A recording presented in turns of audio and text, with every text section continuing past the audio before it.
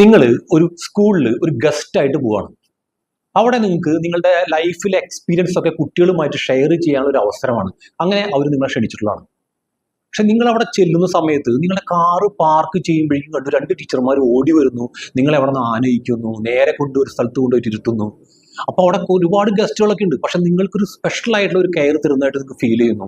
കുറച്ച് കഴിയുമ്പോൾ നിങ്ങൾക്ക് ദാഹിക്കുന്നതായിട്ട് തോന്നുന്നു. പക്ഷെ ചോദിക്കുന്നതിന് മുമ്പ് തന്നെ നിങ്ങളുടെ മുമ്പിലേക്ക് ഒരു ടീച്ചർ വെള്ളം കൊണ്ടുവരുന്നു. അങ്ങനെ നിങ്ങൾ വെള്ളമൊക്കെ കുടിച്ചതിന് ശേഷം അതിനകത്ത് നിങ്ങളുടെ സ്പീച്ച് പറയുന്നു.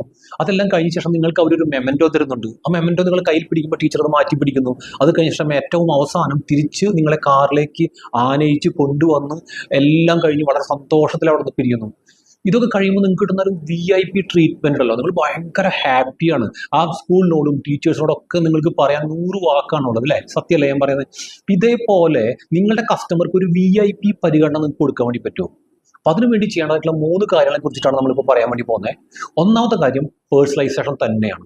അതായത് അവർക്ക് ഇപ്പോൾ നിങ്ങളവിടെ സ്കൂളിൽ പോയ സമയത്ത് നിങ്ങൾ എത്രയോ ഗസ്റ്റുകൾ ഉണ്ടെങ്കിലും നിങ്ങളെ അവർ പേഴ്സണലായിട്ട് പരിഗണിച്ചിട്ട് നിങ്ങൾക്ക് ഫീൽ ചെയ്യില്ലേ? അതേപോലെ നിങ്ങളുടെ കസ്റ്റമേഴ്സിനെ പേഴ്സണലൈസേഷൻ ചെയ്യുക നിർബന്ധമായിട്ട് ചെയ്യണം.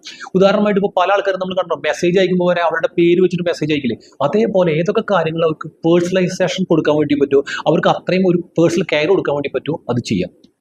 രണ്ടാമത്തെ കേസ് ആൻറ്റിസിപ്പേറ്റ് നീഡാണ്.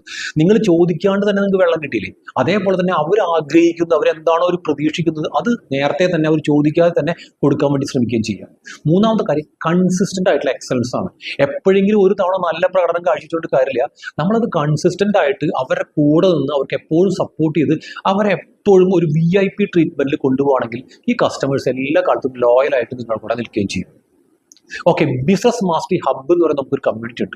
ബിസിനസ്സുകളെ സിസ്റ്റമാറ്റിക് ആയിട്ട് മാറ്റാൻ വേണ്ടിയിട്ട് ഹെൽപ്പ് ചെയ്യുന്ന ഒരു കമ്മ്യൂണിറ്റിയാണ്. കൂടുതലായിട്ട് അറിയുന്ന വീഡിയോ താഴെ ഒരു നമ്പർ ഉണ്ട്, അതിനകത്ത് ജസ്റ്റ് ഒന്ന് വാട്സപ്പ് ചെയ്യുക. അടുത്ത വീഡിയോയിൽ നമുക്ക് വീണ്ടും കാണാം.